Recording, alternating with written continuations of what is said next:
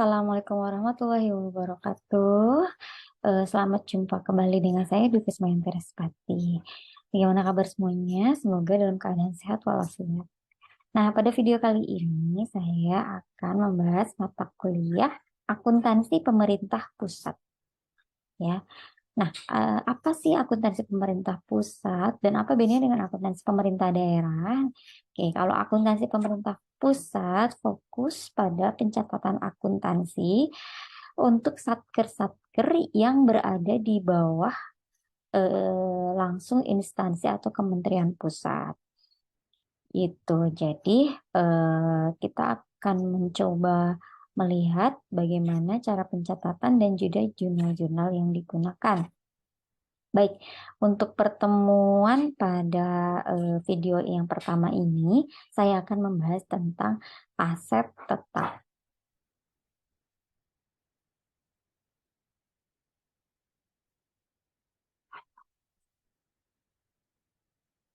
Oke, baik.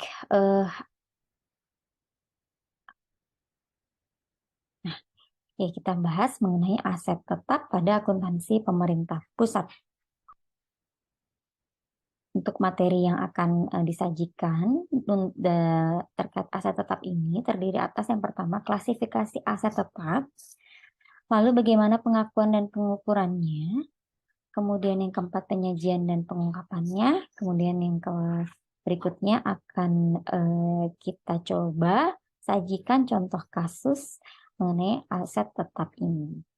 Materi-materi yang saya sajikan di video ini saya ambil dari PSAP 07, kemudian ada buletin teknis aset tetap, dan juga ada buku akuntansi pemerintahan karya pekarangan Dedi Nurdiawan. Oke, kita bahas dulu pengertian aset tetap sesuai dengan PSAP 07 atau Pernyataan Standar Akuntansi Pemerintah. Oke, aset tetap itu didefinisikan sebagai aset berwujud yang masa manfaatnya lebih dari 12 bulan, kemudian digunakan untuk kegiatan pemerintah atau dimanfaatkan untuk kepentingan umum atau masyarakat. Klasifikasi dari aset tetap itu sendiri di pencatatan dan akuntansi pemerintahan terdiri atas tanah, peralatan dan mesin, gedung dan bangunan, jalan irigasi dan jaringan, aset tetap lainnya, dan yang keenam adalah konstruksi dalam pengerjaan. Kita akan bahas satu-satu mulai dari tanah.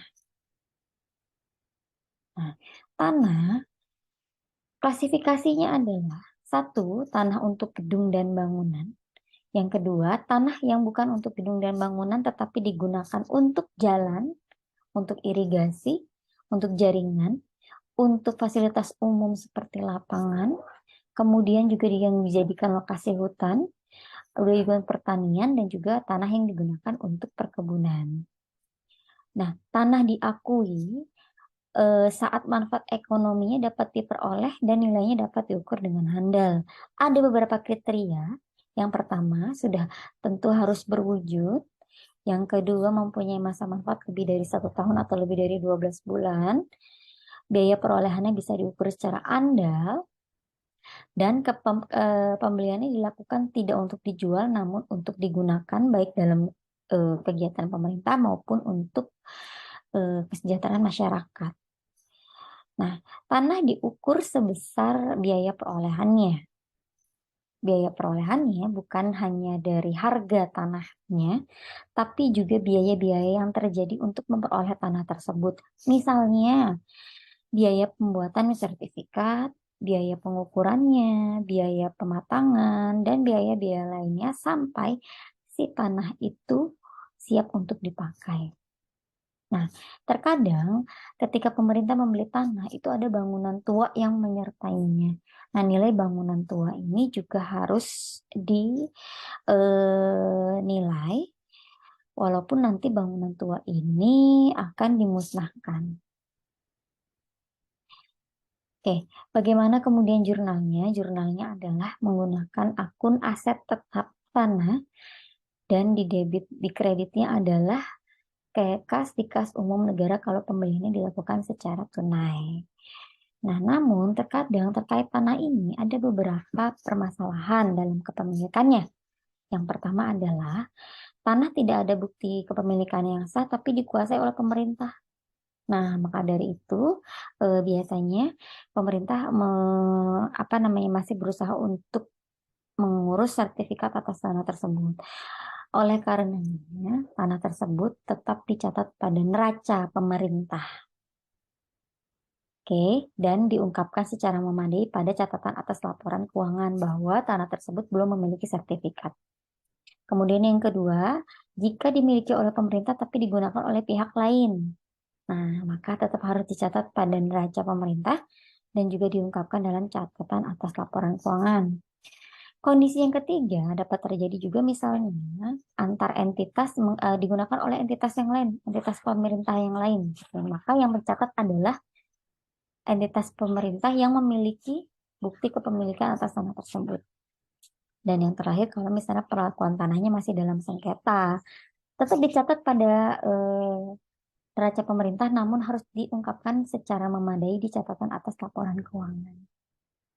Nah, terkadang pemerintah juga memperoleh eh, pemberian tanah atau biasa disebut dengan tanah wakaf dari masyarakat atau dari eh, pihak lain.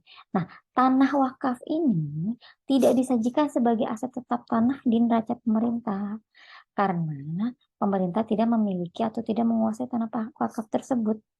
Maka tanah tersebut hanya akan diungkapkan secara memadai pada catatan atas laporan keuangan. Tanah disajikan di neraca pada bagian aset tetap sebesar harga perolehannya atau nilai wajarnya saat tanah tersebut diperoleh. Oke, demikian penjelasan tentang tanah. Kita masuk ke jenis aset tetap yang kedua, itu adalah peralatan dan mesin. Oke, apa sih itu peralatan dan mesin? Nah, peralatan dan mesin ini diklasifikasikan sesuai dengan jenisnya. Misalnya, alat perkantoran, alat angkutan, ada alat komunikasi, komputer, alat kedokteran, alat-alat berat pertanian misalnya, alat-alat berat konstruksi, ada alat bengkel, alat olahraga, dan rambu-rambu. Nah, aset tetap ini diakui sama dengan tanah, mulai dari yang pertama harus berwujud, bisa diukur dengan andal, masa manfaatnya lebih dari 12 bulan, dan tidak dimaksudkan untuk dijual, namun untuk digunakan sesuai dengan kegiatan instansi ataupun kesejahteraan masyarakat. Nah, sesuai dengan PSAP 07 paragraf 20 pengukuran aset tetap ini yaitu berdasarkan biaya perolehannya. Kemudian misalnya didasarkan pada nilai wajar saat perolehan dari peralatan dan mesin ini. Nah, ini adalah jurnal yang digunakan untuk mencatat peralatan dan mesin. Jika dicatat dengan pembelian, maka di bagian kreditnya adalah kas di kas umum negara. Jika dicatatnya jika peralatan dan mesin itu merupakan pemberian dari pihak ketiga, maka dicatat sebagai pendapatan hibah di sebelah kreditnya. Tapi jika diperoleh dengan cara kredit, maka dicatat sebagai kewajiban di bagian kredit. Nah, penyajian dan pengungkapannya sesuai dengan PSAP 07 disajikan berdasarkan biaya perolehannya dan dikurangi oleh akumulasi penyusutan.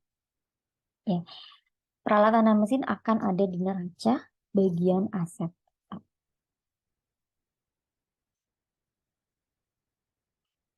Oke, jenis yang berikutnya untuk aset tetap adalah gedung dan bangunan. Nah, gedung dan bangunan ini sesuai dengan PSAP 07 paragraf 9 bahwa gedung dan bangunan ini mencakup seluruh gedung dan bangunan yang diperoleh dengan maksud untuk dipakai dalam kegiatan operasional pemerintah dan dalam kondisi siap pakai. Apa saja sih yang masuk ke dalam gedung dan bangunan? Pertama sudah pasti gedung perkantoran pemerintahan, rumah-rumah dinas, tempat ibadah, menara, monumen atau bangunan bersejarah termasuk museum-museum.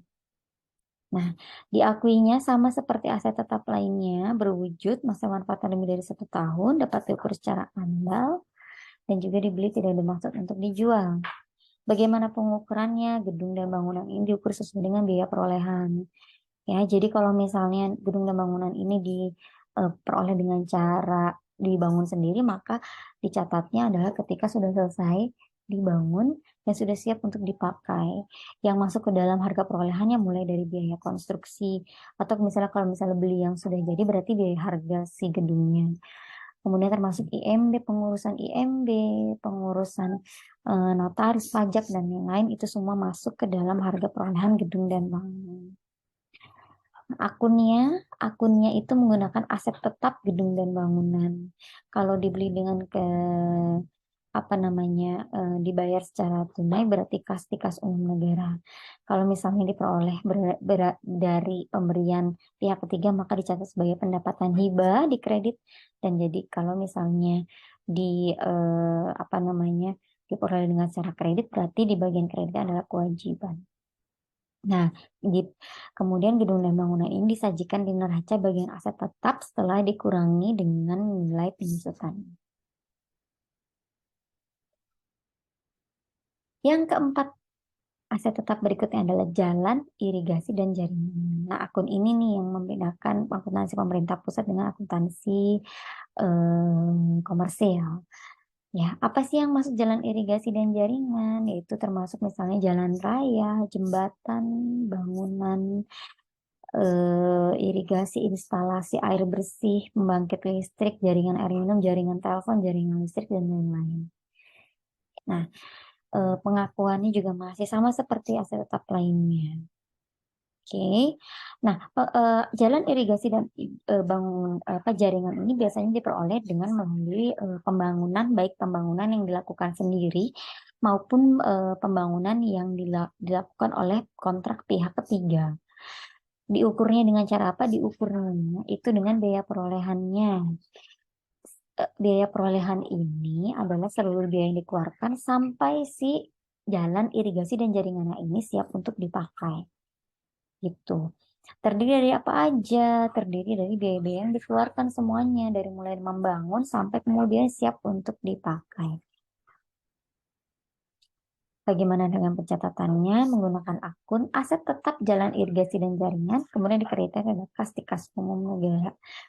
Jalan irigasi dan jaringan ini disajikan dan diungkapkan pada neraca bagian kelompok aset tetap. Nilainya adalah setelah dikurangi dengan akumulasi penyusutan.